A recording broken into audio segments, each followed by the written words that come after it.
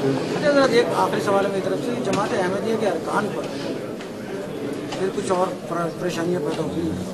जमात अहमदिया के जो जमात अहमदिया के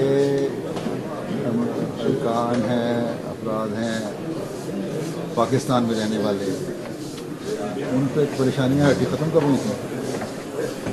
पहले से सवाल का जवाब कुछ हल्की हो गई नहीं, हल्की किस तरह हो गई थी, इसी तरह है ना कोई। हाँ सर, अभी भी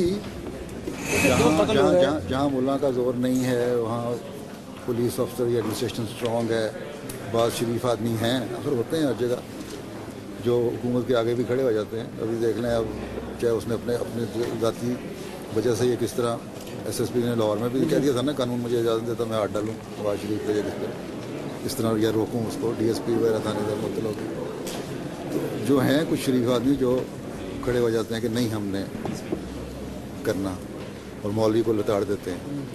लेकिन जब तक कानून कायम है उस वक्त तक एक उनके पास चीज़ मौजूद है, जब मर्ज़ी जो मर्ज़ी चाहें कर दें, और उसको